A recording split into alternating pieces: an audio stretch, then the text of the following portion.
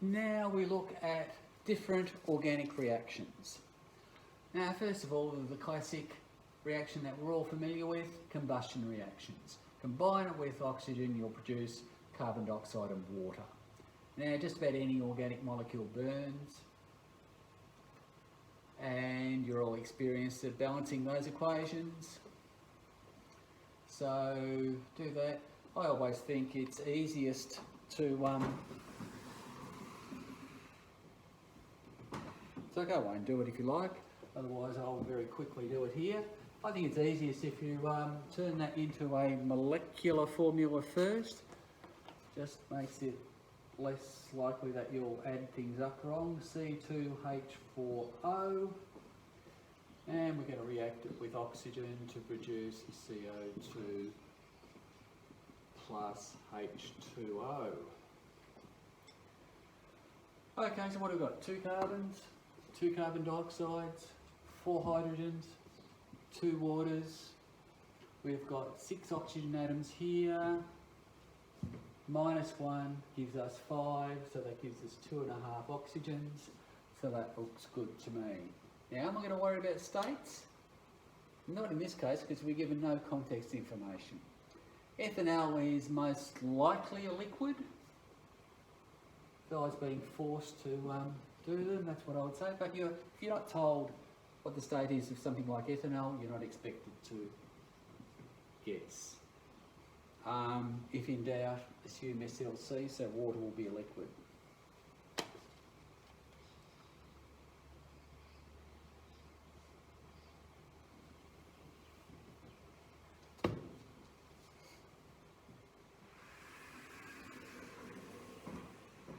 Substitution reactions. Now we're getting to the point where we can turn our pretty basic alkane molecules, good for not much else apart from burning, we can turn them into something useful. And the first step is just getting anything attached to the alkane, knocking off a hydrogen and replacing it with something. Something is better than nothing in terms of getting a useful molecule. So this requires a little bit of assistance. Those carbon-hydrogen bonds are really strong, and you need the assistance of either heat or of UV light to assist in the breaking of the carbon-hydrogen bonds and enabling the formation of a carbon-chlorine bond. So that's the simplest substitution reaction. Ethane plus chlorine gives chloroethane plus HCl. So one of the chlorines from the Cl2 substitutes a hydrogen. The other chlorine from the Cl2 teams up with a hydrogen to produce HCl. So a substitution reaction is going to have 2 products.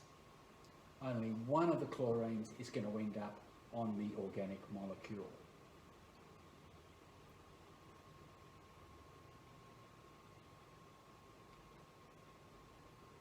Strong bonds requires UV light or heat to catalyse. When these reactions occur, because that takes quite a lot of effort to break those bonds, they're pretty uncontrolled reactions. So in that case, the case of the reaction shown, you would get chloroethane, but you would also get a whole range of other chloroethanes. You would get situations where you get 2 chlorines attached, 3 chlorines attached, or even more. You've got pretty poor control over what products that you get. And as I say, getting a chlorine on is a good starting point in synthesising large amounts of organic compounds. Now, once you've got the chlorine, as I say, you then can turn it into something more useful. Because now you've got a polar bond, the carbon end of that polar bond has got a little bit of a positive charge. And that makes it susceptible to attack by negative groups of other reagents or even negative ions. So in this case we've got chloroethane, we've got it reacting 3 different ways with 3 negative groups.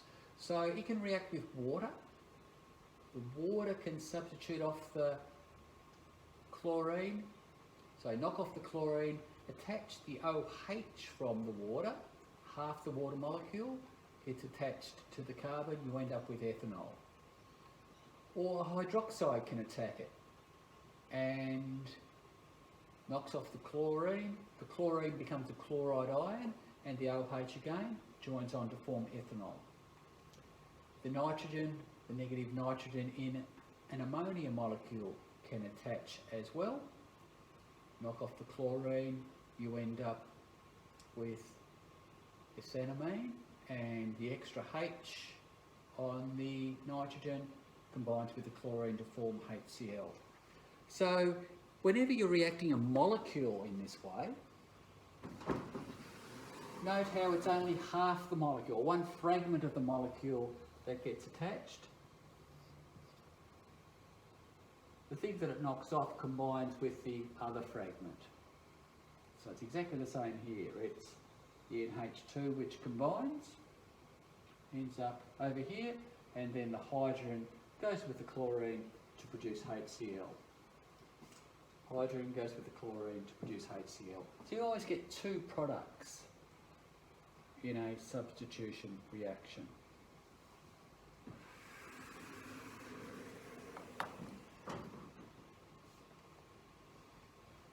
Addition reactions.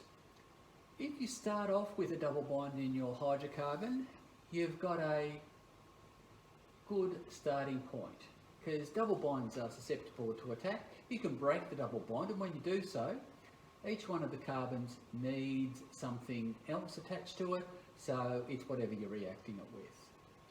And you've got the classic detecting of unsaturated hydrocarbons by reacting with bromine, the old bromine test. So you add a solution of bromine to your unsaturated hydrocarbon, the bromine reacts with the double bonds, and the bromine solution, which is got a pretty strong reddy browny colour, that colour fades so long as there's still hydrocarbons reacting. So you keep on adding the bromine, eventually it stops reacting, that's when you know you've reacted all the double bonds. That's how you can work out how many double bonds there are. So this is the reaction that happens. So break the double bond, each of the carbons need something else, so we get one thing attached, half the molecule attached to each carbon. So you're going to get the bromines attached to both the carbons, 1,2-dibromoethane. It's an addition reaction, there is only one product formed. This is a very important reaction, production of ethanol from ethene, the addition reaction. So the water molecule is broken into two fragments. One fragment, the OH group, is attached to one carbon, then the hydrogen goes onto the other carbon. Now, this requires conditions, phosphoric acid catalyst at 300 degrees. Now, you need to know these conditions. Now, as the organic molecule gets larger, you get the issue of isomers. So, one propene reacting with hydrogen chloride, well, half the hydrogen chloride is going to go on one carbon, half the hydrogen chloride is going to go on the other. So the H is going to go one way, the Cl is going to go onto the other carbon. Now that means the Cl can either end up attached to the first carbon or the second carbon. So you will indeed get two isomers produced when you react one propene or propene with HCl. And that can be an issue if you're trying to make one particular isomer. You're going to have a bit of wastage occurring. Okay, have a go at those questions.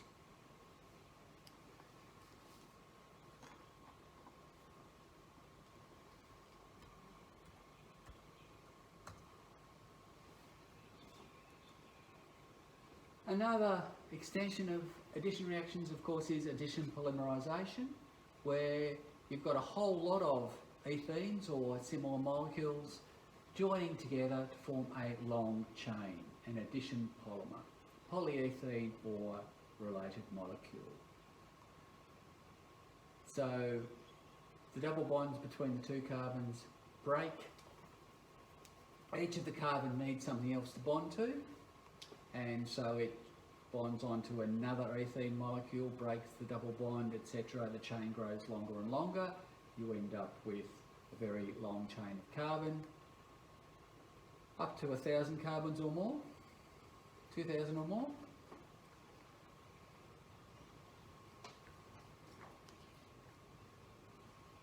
No, you've only got one product here. In an addition polymer, there is only one product. With a condensation polymer, you're always going to get two products. You're always going to get water or a small molecule produced. Now, if you substitute one of the hydrogens for something else, one or more of the hydrogens for something else, you'll get a polymer with different properties. So replace one of the hydrogens from ethene with a chlorine, you'll end up with polychloroethene, also known as polyvinyl chloride. Polystyrene, which is blown up into foam, of course, has a benzene ring replacing one of the hydrogens. Join all them together, you end up with polystyrene. Okay, once you get your alcohol, you can then take it on to turn it into a carboxylic acid. Now, which is usually our goal here. Now, primary alcohols can be oxidised all the way to carboxylic acids, or they can be partially oxidised to an aldehyde. So the hydroxyl group's on the end of the molecule, and we know that a carboxyl group has to be on the end of the molecule as well. So if we react a primary alcohol with dichromate or permanganate with an acid catalyst, the alcohol, if we react it fully, will turn into a carboxyl group. Hydroxyl will turn into a carboxyl. If we only let it react part of the way, a little bit, we can turn it into an aldehyde. So the OH becomes a double bond O. So we've oxidised it a little bit, but not all the way to an acid.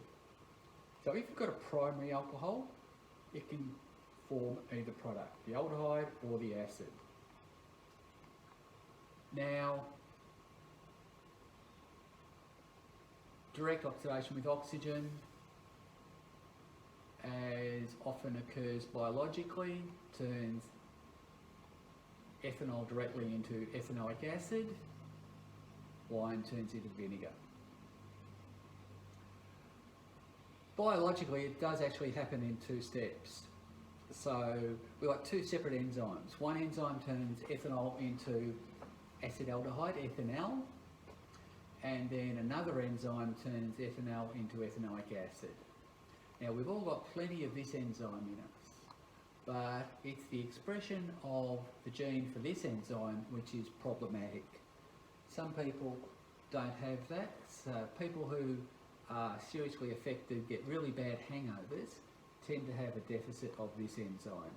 Get lots and lots of acetaldehyde in their system and feel absolutely like rubbish. Secondary alcohols can be oxidised to ketones, can only be oxidised to ketones. So if the OH group is in the middle of the molecule, then as far as we can oxidise is to get it to this stage. We can't turn it into an acid because there's no room for the extra OH group.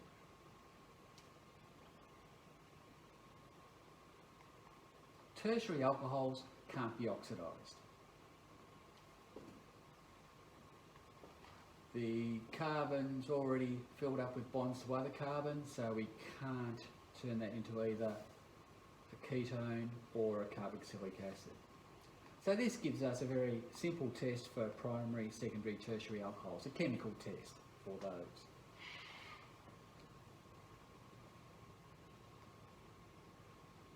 Okay, do those questions and submit them on Google Classroom.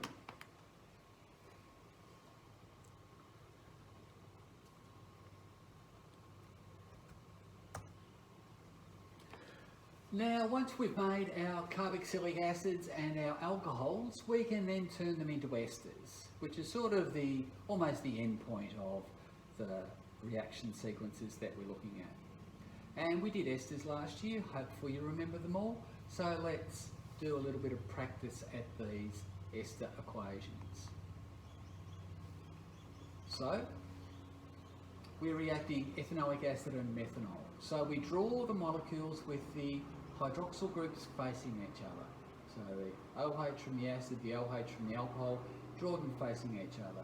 You then pull out a water molecule, one of the hydroxyls and a hydrogen, that becomes our condensation product, water. You join together what's left over. So if you're pulling out this hydrogen and this hydroxyl, then this oxygen is left wanting a bond, this carbon is left wanting a bond, so they will just bond to each other. Acid catalyst, of course, is needed, conch sulfuric. Now, if we want to do semi-structural formulas, always start off with the product. So just go down the chain and say what's attached to each carbon. So we've got CH3, C double bond O, so we just write that as CO. Next atom in the chain is an O, so that's that, then a CH3.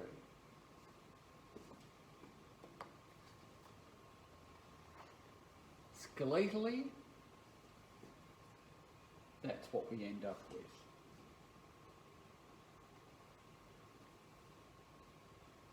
Conch sulfuric acid catalyst, do not call it aqueous. It will not react if it's aqueous. You will not get a mark if it's aqueous. Water is a product, and as we found last year, they produce all those wonderfully flavoursome odours. And of course, triglycerides are esters. Biodiesel is an ester. That's where we've come across them before this year. Naming, the alcohol bit comes first. So the alcohol bit just becomes a side chain. So ethanol becomes ethyl, butanol becomes butyl, etc. The acid becomes its conjugate base. So propanoic acid becomes propanoate. The ic is replaced with ate. So methanol reacting with propanoic acid becomes methyl propanoate.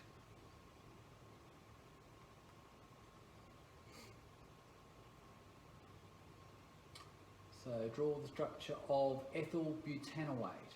So 2 carbon alcohol, carbon, carbon, oxygen, 4 carbon acid, carbon, carbon, carbon, carbon double bond oxygen. So in drawing that, that's how I would do it. 2 carbon alcohol, you know it's going to be carbon, carbon, oxygen. 4 carbon acid, carbon, carbon, carbon. Now we know the last carbon is going to be carbon double bond oxygen. And it's going to be like that. So the side of the molecule with the carbon double bond oxygen is the acid side. The side of the molecule which is just carbons is going to be the alcohol side. So think about it as being divided by the oxygen in the chain, and that gives you the 2 halves of the molecule.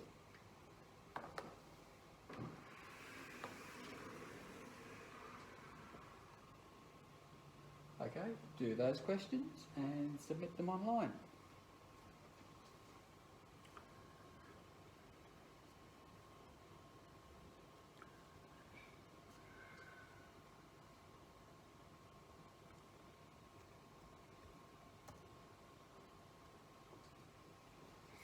Okay, if we've made our esters, we also sometimes need to break them down, split them up, as we sort of did when we made biodiesel. Now, if it's a hydrolysis, if it's a condensation reaction that produces water when we make them, the reverse reaction to break them down is going to absorb water. It's a hydrolysis reaction. So what do? We chop the chain at the oxygen in the chain, replace each end with a hydroxyl group. So this is the side with the carbon double bond oxygen. That's going to become a carboxylic acid. There's just one carbon on this side, so it's going to be methanol. Chop the chain at the oxygen that's in the chain. There we go. Catalysed by enzymes in the body, of course. We do this all the time, breaking down fats and the like. Or if we do it in the lab, we just chuck in a bit of sodium hydroxide. Boil it up. Another condensation reaction that's important is making amides. So this time it's carboxylic acid and an amine reacting together. It's a condensation reaction again. We're producing water and we're getting that amide link, that similar to a peptide bond form. So let's draw one out in full. So ethanoic acid and methanamine. So the 2 carbon carboxylic acid and a 1 carbon amine. So we draw the 2 molecules with their functional groups facing each other. We pull out the water molecule, the OH and the H, join up what's left over. So we go from the carbon to the nitrogen, and we're left with carbon double bond oxygen and 1 hydrogen attached to the nitrogen. That gives us our amide, equivalent to a peptide link.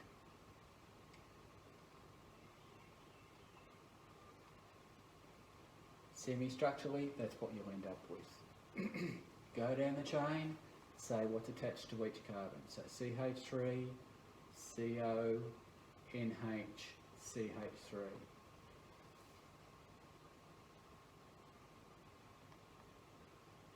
Condensation polymerization, in which we do a condensation reaction, but this time the monomers have got functional groups on each end. So both ends of the molecules can react and we can end up with a long chain.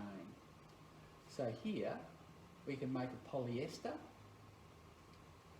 by, so we've got hydroxyethanoic acid. At one end we've got the carboxyl group, up the other end we've got a hydroxyl group. So carboxyl can react with hydroxyl to form an ester. Now the other end of, so if the hydroxyl group reacts in this way, the other end is going to have a carboxyl group which can react with another monomer molecule to produce another ester link, and we're going to produce that polymer linked with ester bonds all the way down the chain. Note that little bit of stoichiometry here. If you're doing that, you're going to end up with a polymer that has all those units in it. And every time you form an ester bond in that polymer, you're going to lose a water molecule. So if you've got N monomers reacting together, you're going to have one. So if you join 10 monomer molecules together, you're going to have 9 ester bonds between them, because you're going to have one at each end which lacks that bond, that second bond. You're going to have 10 monomers will produce 9 peptide bonds. That means 9 water molecules will be produced. So any number of monomers that you react together, there'll be one less than that number ester bonds, one less than that number water molecules lost, and that enables you to do a little bit of stoichiometry. You can work out the molar mass of the polymer by working out the mass of all the reactants and subtracting from that the amount of water that is lost. Have a go at those questions and submit them online.